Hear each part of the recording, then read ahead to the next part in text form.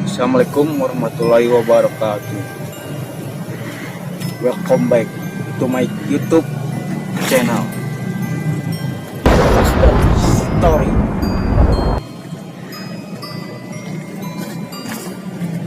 Di sini banyak cerita-cerita horor untuk kalian nikmati setiap malamnya.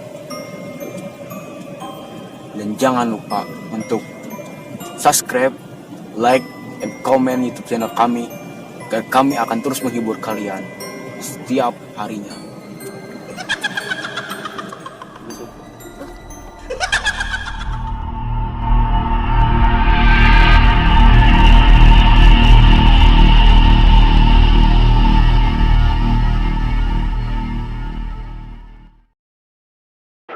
Pada malam hari di Pondok Putri Bondowoso,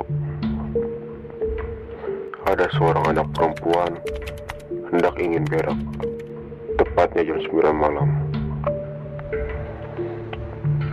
Waktu itu sebetulnya semua anak sudah beranjak tidur,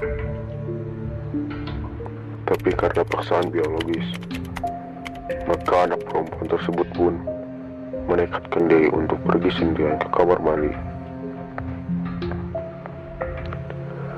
Biasanya jam sudah larut seperti itu, murid tidak boleh keluar, apalagi sendirian. Kadang juga bawa anak lain sebagai teman biar gak sendirian saat keluar asrama. Tapi sekali lagi, paksaan dari dalam tubuhlah yang membuat dia nekat dan tidak pandang kondisi. Jam 9 itu waktu yang sudah cukup sangat malahan, karena di tempat itu, di daerah pondok tersebut adalah tempat di mana jauh dari warga, cukup jauh. Wilayah sekitar adalah sebuah sawah yang ditanami oleh pohon-pohon rindang. Tidak ada lampu jalan maupun kendaraan yang melintas. Di pondok tersebut, suasana benar-benar gelap gulita, dan jarang juga ada kendaraan yang melintas. Mau kemana orang lain kalau melewati jalan ini, kecuali bila dia ingin mampir di pondok tersebut.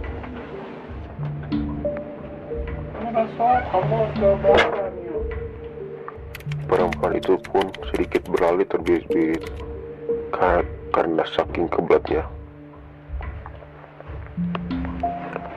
Jika kamar mandi itu ada di dalam asrama, mungkin akan lebih memudahkan dia untuk pergi. Tapi ini bukan. Dia harus keluar dari asrama sendirian dan melewati lapangan yang gelap untuk pergi ke kamar mandi tersebut. Dia melewati lapangan tersebut dari pinggir. Mungkin sebetulnya tidak terlalu jauh, tapi sudah cukup untuk membuat bulu kuduk merinding. Lampu yang tertera hanya ada di depan kamar asrama dan di depan kamar mandi yang hendak ia tuju. Dia menuju lampu yang hangat terlihat di depan tersebut. Ada dua kamar mandi yang berhimpit di pondok itu. Dua kamar mandi tersebut menghadap utara.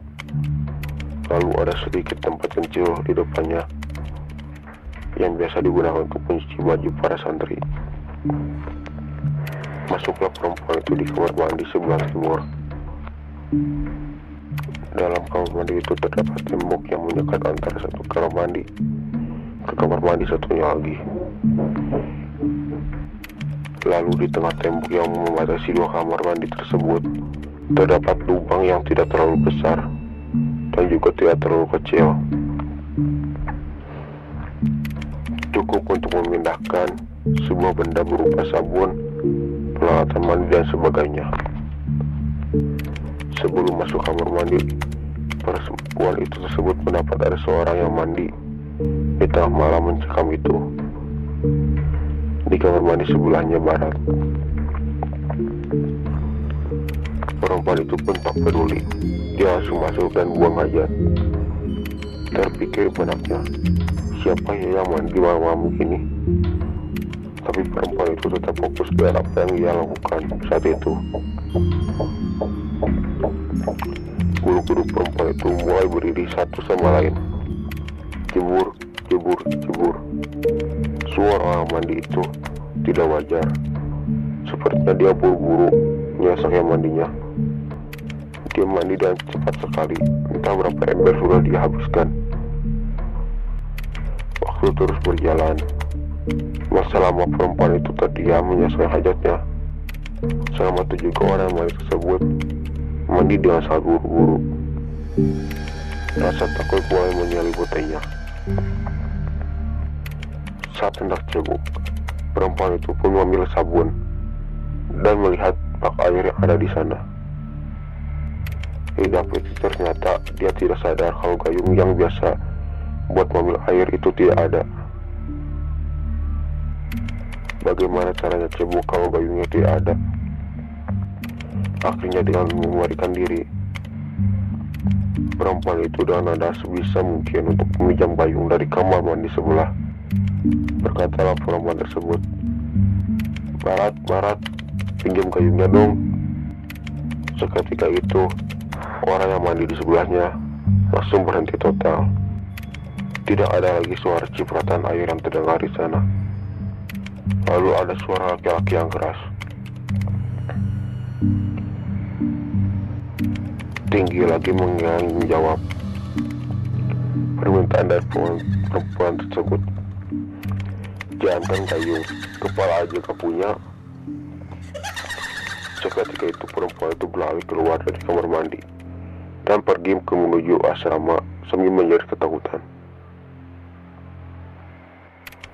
Sesampainya di asrama, semua anak yang ada di pondok perempuan itu bangun dan terkaget mendapati salah satu temannya yang berjenggot menangis ketakutan. Para santri tersebut juga kaget karena temannya belum mengenakan celana. Didekaplah perempuan tersebut dan rasa khawatir. Lalu ditanyai kenapa. Tapi perempuan tersebut masih tetap menangis tergeru-geru.